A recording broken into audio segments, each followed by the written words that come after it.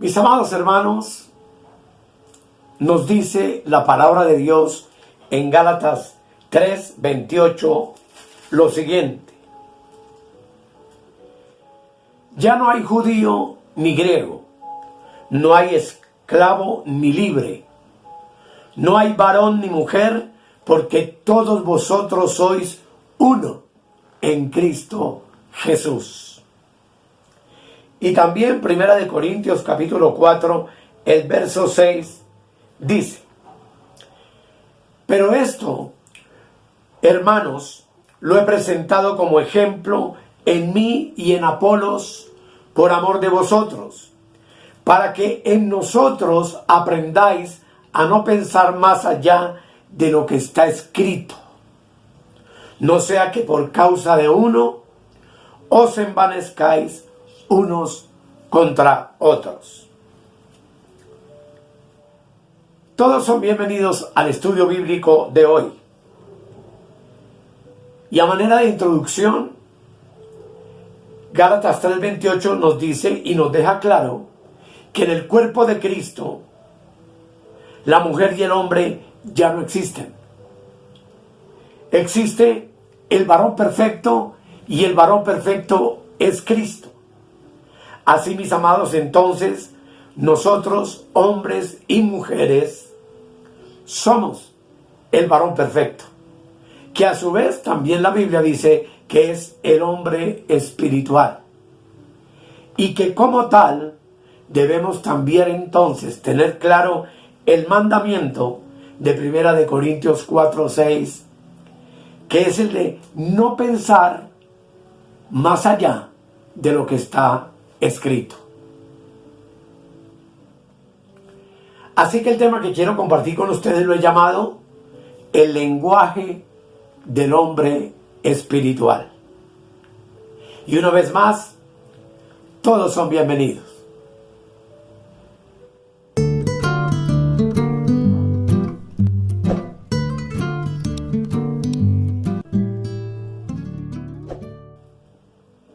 Iniciamos nuestro tema hoy, el lenguaje del hombre espiritual, abriendo nuestra Biblia en 1 Corintios capítulo 3, el verso 1, donde la palabra de Dios dice: de manera que yo, hermanos, no pude hablaros como a espirituales, sino como a carnales, como a niños en Cristo.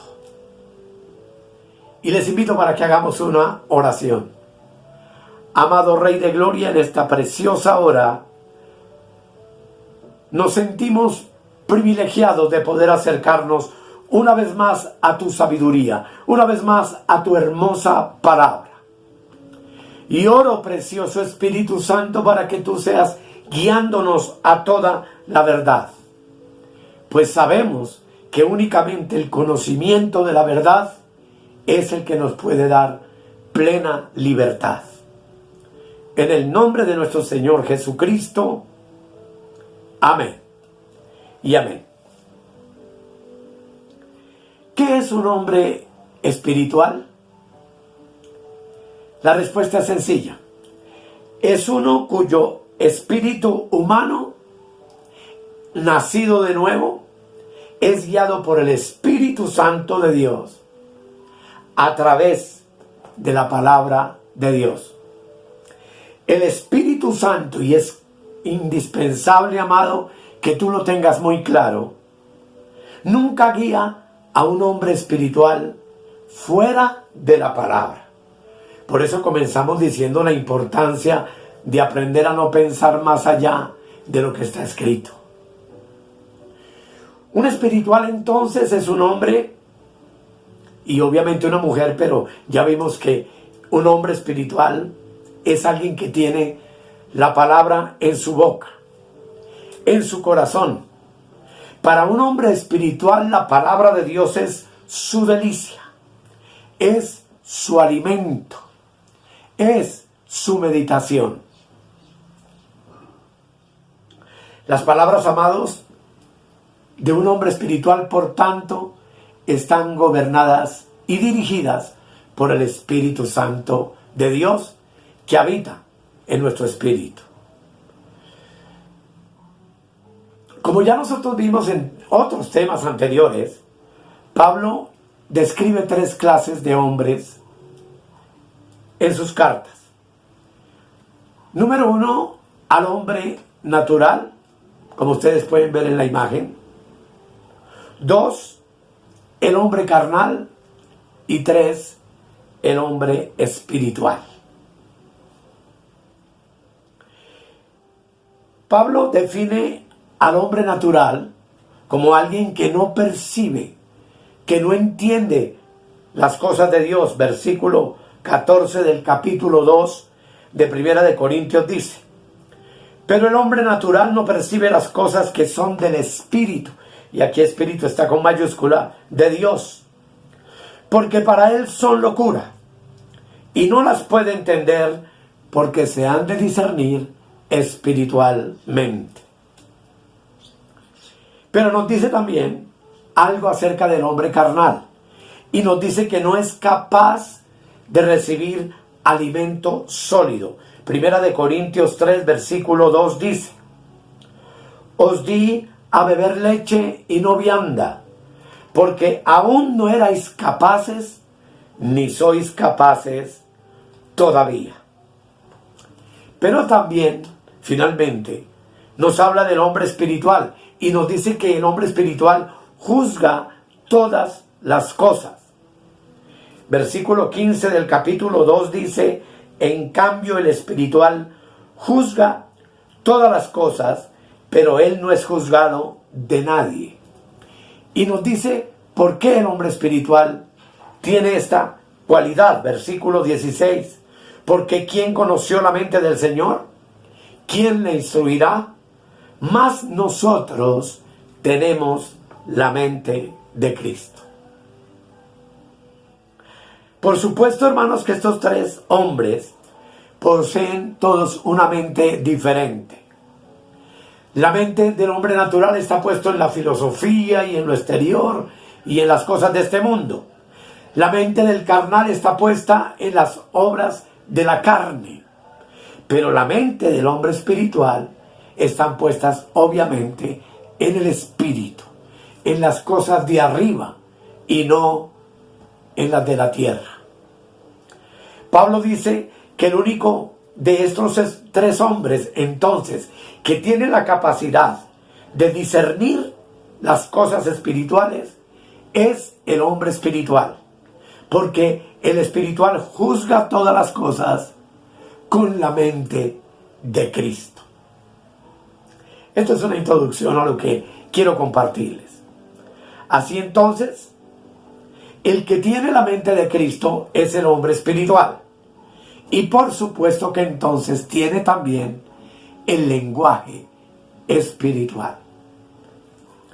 Pablo dice a los corintios que no pudo hablarles como espirituales, sino como a carnales, y dice como a niños en Cristo. ¿Por qué? Obviamente, amados, porque los corintios no eran hombres espirituales, sino hombres carnales. Y un carnal es un niño en Cristo. Y usted sabe, y yo sé muy bien, que en el mundo natural, el lenguaje de un niño no es maduro ni es perfecto. De igual modo, en el cristiano carnal, su lenguaje es inmaduro y es imperfecto. Pablo recuerda su proceso espiritual de una manera maravillosa en 1 Corintios 13, 11, que le invito para que lo leamos. Y dice: cuando yo era niño, hablaba como niño, pensaba como niño, juzgaba como niño, mas cuando ya fui hombre, dejé lo que era de niño. Esto nos da una lección maravillosa y nos permite entender que un carnal es un niño que habla, piensa y juzga como niño. Hay gente en una congregación local, hermanos a nuestro alrededor, que muchas veces nosotros pensamos que son espirituales. porque hacen muchas cosas, pero si dejamos que algo toque a estos espirituales, si nos vemos enfrentando a un problema en un momento determinado, o si alguien les llama la atención, o tienen algún roce con otro hermano, veremos cómo muchos de ellos se descomponen para darnos cuenta de que todo era una fachada de espiritualidad, y esa fachada inmediatamente se va al piso ante cualquier evento, ante cualquier prueba de estas que les he nombrado. Y surge una pregunta: ¿por qué? Porque todo es solamente apariencia de espiritualidad, o como dice el apóstol Pablo en la carta a Timoteo, apariencia de piedad. Y es que, amados, uno no es espiritual porque predica, canta, ora, ayuna, vigila, habla 3 o 4 lenguas angelicales o humanas, se sabe muchas doctrinas acerca del Evangelio de la Gracia. Eso no es espiritualidad, porque la espiritualidad no es una actuación externa, sino que ser espiritual, realmente, amados, es un estilo de vida. Es una experiencia diaria, 24 horas al día, 7 días a la semana, en donde el hombre espiritual anda, camina, piensa y se mueve en el Espíritu de Dios. Pablo dijo: mas cuando ya fui hombre, dejé lo que era de niño. Y ya en otros temas tuvimos la oportunidad de hablar de que llegar a ser un cristiano padre o maduro es un proceso que pasa de niño a joven y de joven a padre. Y lo que el Espíritu Santo quiere decirnos en esta ocasión, amados, a manera de consejo, es: deja ya esa actitud inmadura de que te quejas porque no te saludaron, porque no te besaron con ósculo santo dentro de la iglesia, porque no te llamaron, porque no te visitaron, porque no contaron contigo, ni te pusieron a predicar, ni te pusieron a dirigir. Y a veces sientes que dentro de una congregación local nadie te toma en cuenta. Y, amados, tenemos que dejar ese vicio que algunos tienen de decir: me voy de esta congregación por esto, por aquello, por lo demás allá. Porque obviamente todas esas son muestras de un hombre carnal, de un niño en Cristo. Y deja ver con su lenguaje que lo que expresa su boca realmente no es de un hombre espiritual. Pablo dice: mas cuando fui hombre, dejé lo que era de niño. Y lo que el Señor nos está diciendo en esta hora es: seamos entonces hombres espirituales. Yo siempre me hice una pregunta respecto de 1 Corintios 3, y es: ¿por qué Pablo no pudo entrar en un lenguaje espiritual con los corintios? Y la respuesta la da el mismo capítulo.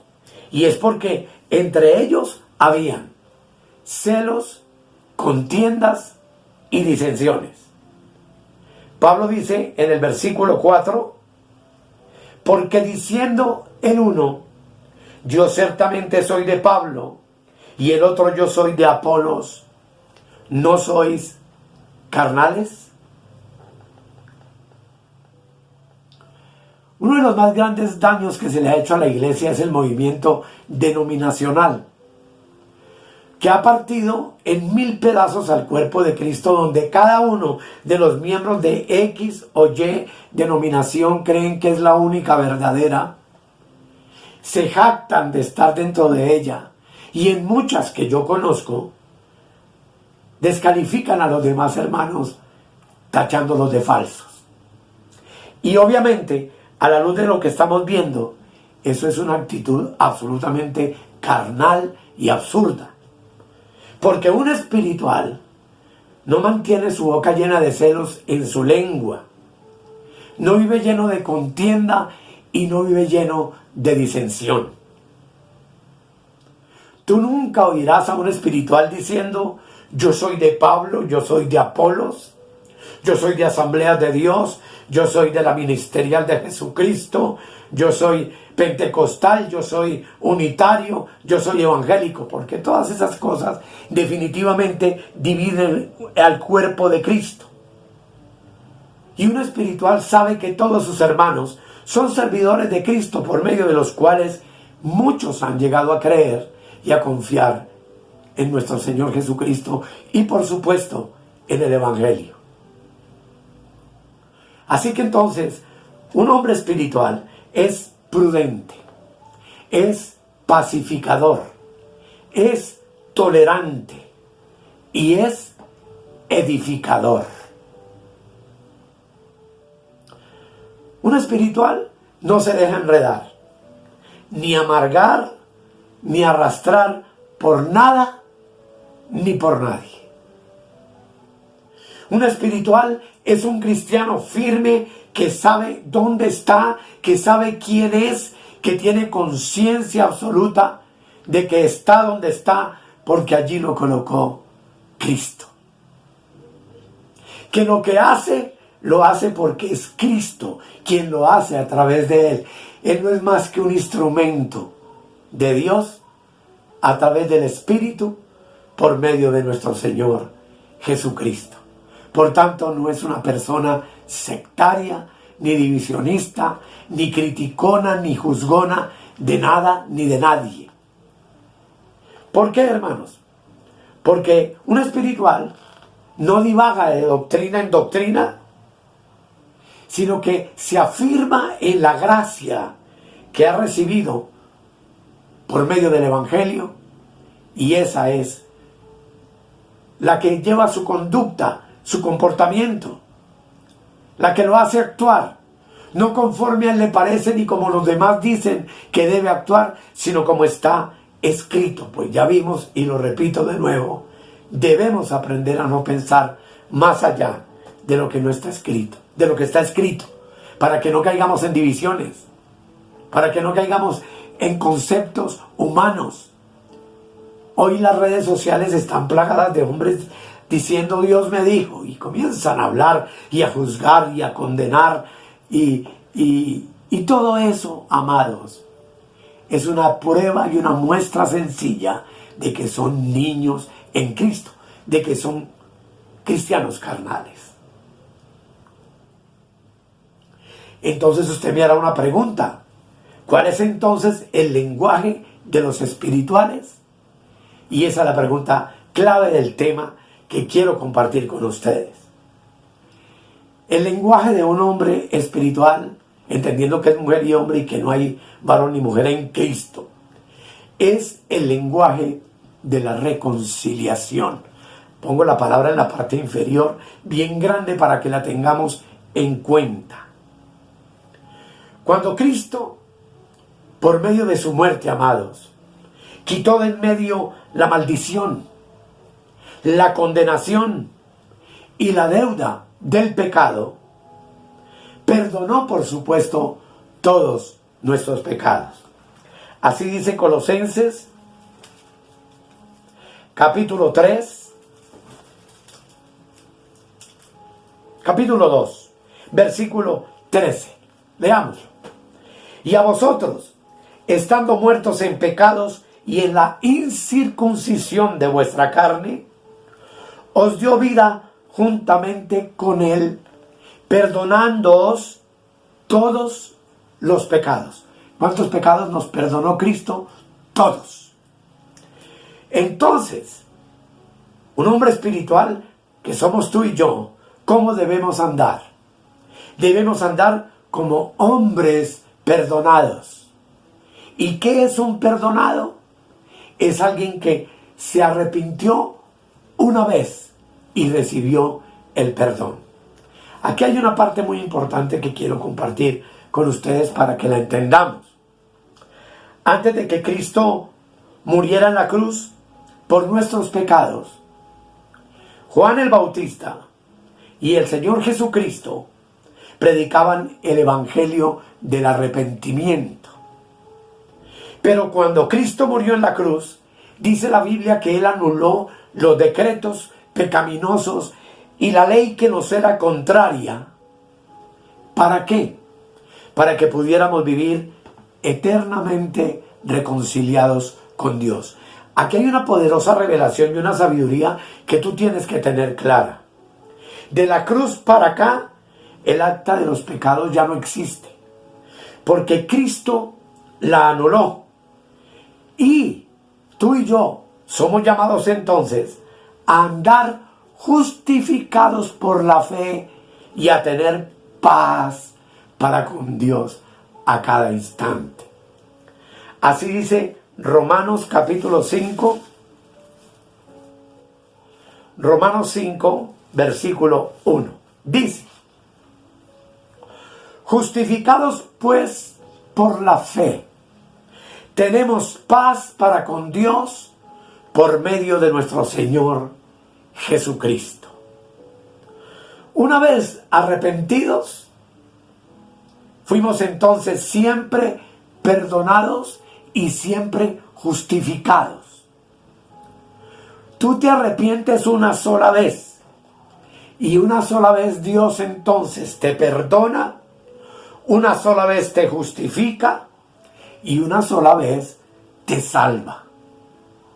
Hebreos 10:14, que es un texto extraordinario y maravilloso, lo coloco en la parte inferior, nos dice que Cristo con una sola ofrenda hizo perfectos para siempre a los santificados.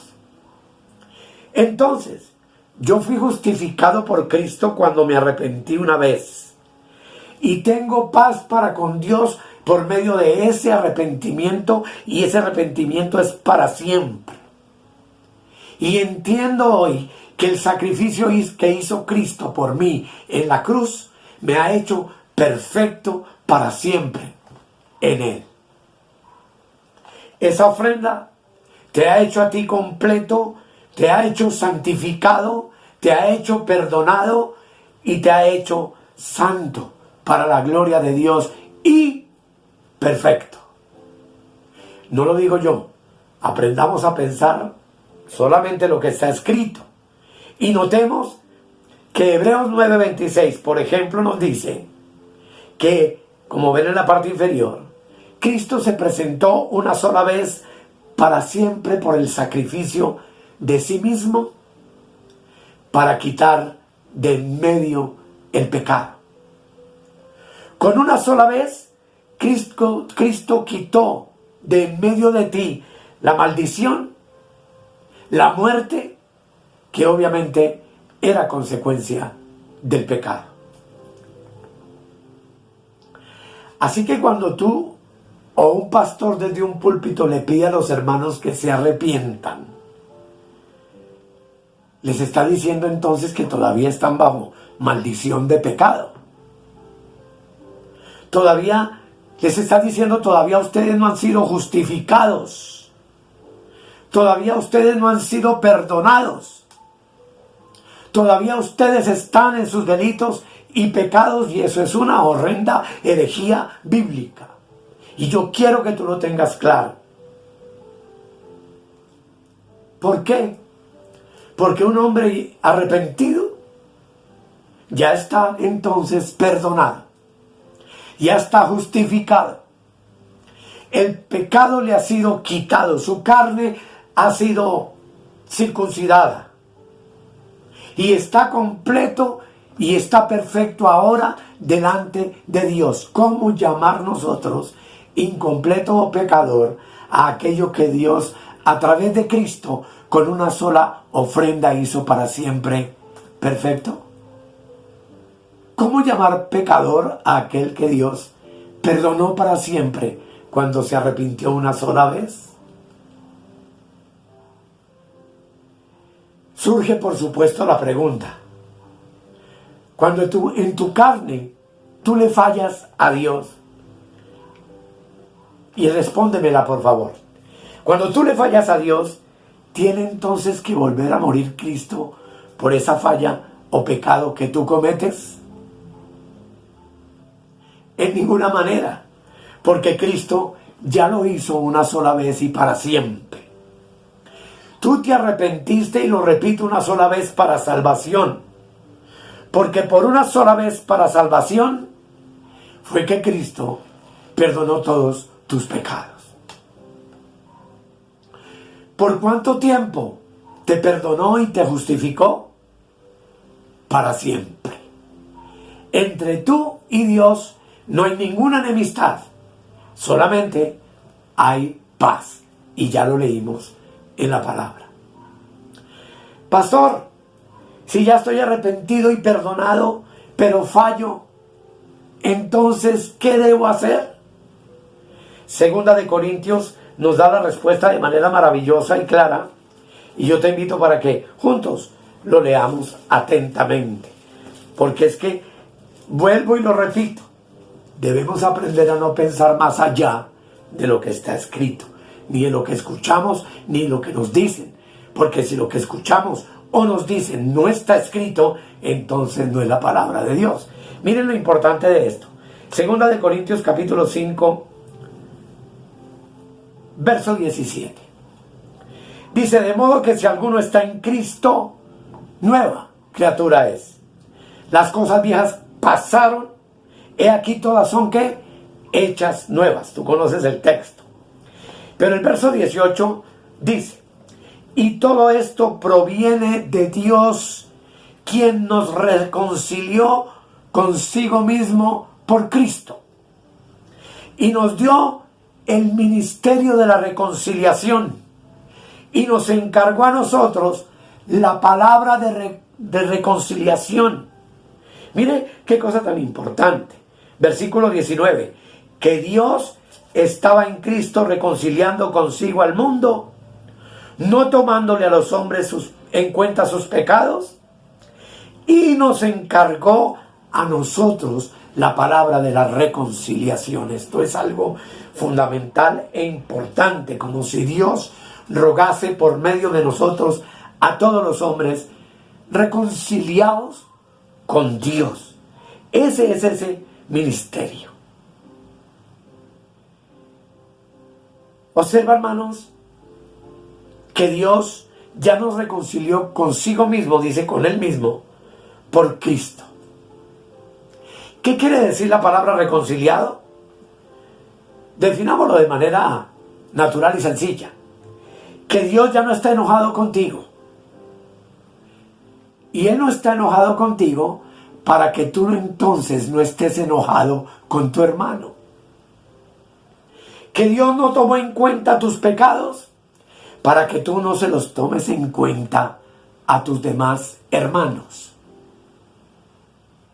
Que ya no estás bajo maldición para que tú no vivas maldiciendo a nadie. Es muy triste desde el púlpito escuchar a un pastor de la ley maldiciendo a los hermanos porque no diezman y llamándolos ladrones. Eso es una abominación ante los ojos de Dios. Dios te reconcilió a ti y a mí para algo. Lo que hay entre tú y Dios, entre Dios y yo, es paz. Y hay esa paz para que entre mi hermano y yo, y en todas las personas que yo conozco, también haya esa paz. Y yo la aplique en mi diario vivir y en mi diario tratar a mi prójimo. Dios te reconcilió para darte el ministerio de la palabra de reconciliación. Tú ya tienes un ministerio.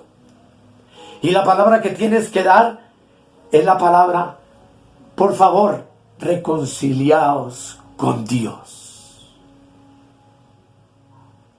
El lenguaje de los espirituales es el lenguaje de la reconciliación. Un espiritual se reconcilia contigo porque Dios ya se reconcilió con él. De tal manera que entre los hermanos en Cristo no hay ninguna desavenencia. Porque la palabra de reconciliación es nuestro ministerio. Yo lo repito, como si Dios rogase por medio de nosotros al hombre, pidiéndole que se reconcilie.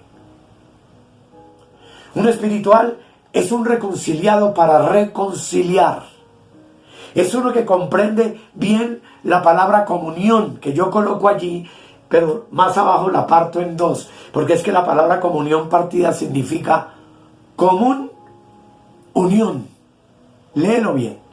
Común unión. Tú y yo somos uno en Cristo. No hay varón ni mujer. De tal manera que un espiritual es alguien que obedece Efesios 4:30, donde la palabra de Dios dice lo siguiente: y no contristéis al Espíritu Santo de Dios, con el cual fuisteis sellados para el día de la redención. Quítense de vosotros toda amargura, enojo, ira, gritería y maledicencia y toda malicia.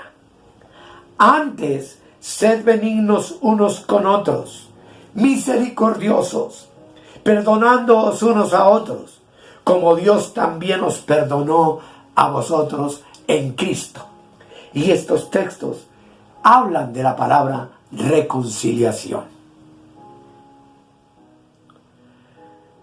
La reconciliación, amados, consiste en que dos enemistados recuperen la amistad, la relación y la comunión como antes se tenía y como debe ser.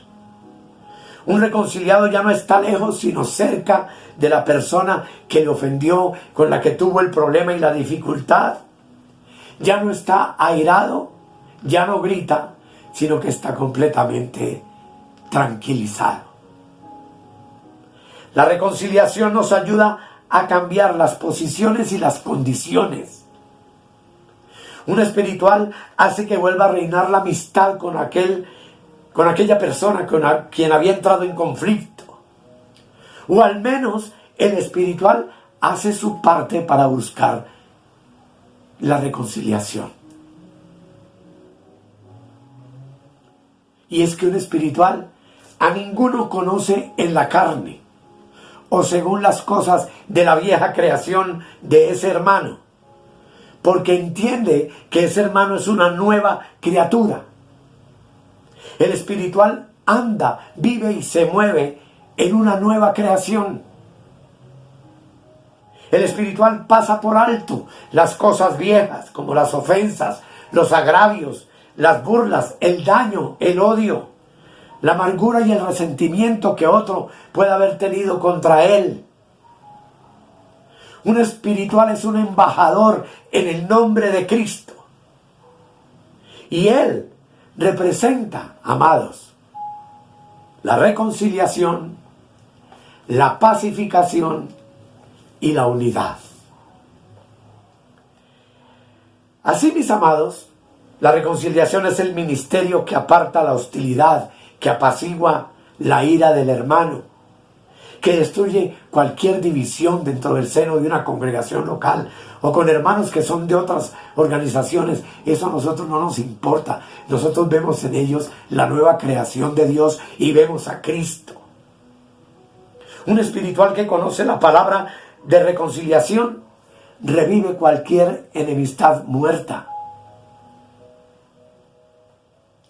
Pablo dice, amados, en Colosenses 1, 21 y 22, lo siguiente.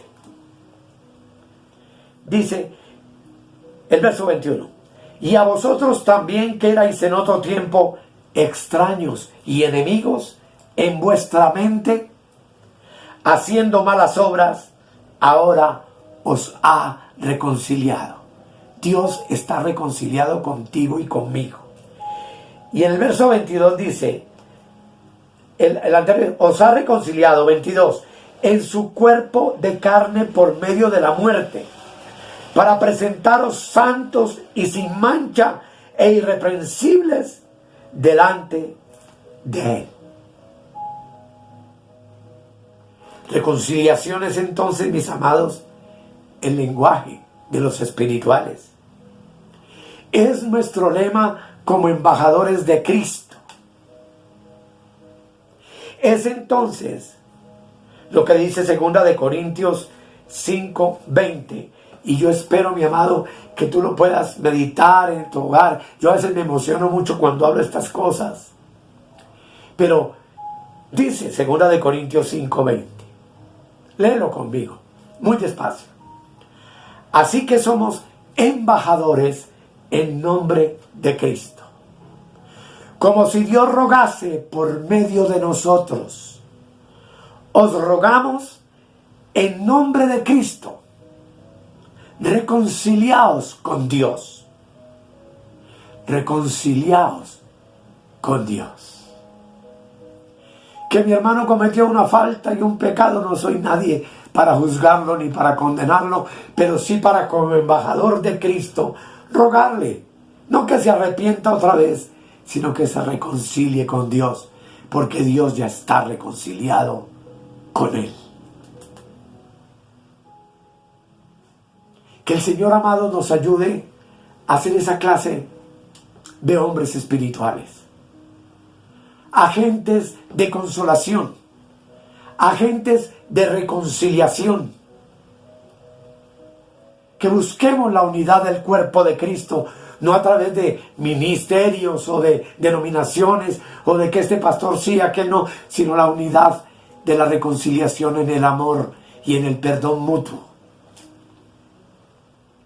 Y que podamos entender que el Evangelio de Cristo, que la ley de Cristo, es definitivamente el amor. Y para que el amor fluya en todas direcciones, necesitamos estar ya reconciliados con Dios, como ya nos pasó, pero ahora reconciliados con todos los hombres, con todos nuestros hermanos, con todas las personas que encontramos en el camino, pues no somos nada ni nadie para condenar ni para juzgar a hombre alguno. Que el Señor amado nos ayude, y quiero invitarle para que hagamos una oración. Querido Padre, sé que no es una palabra sencilla.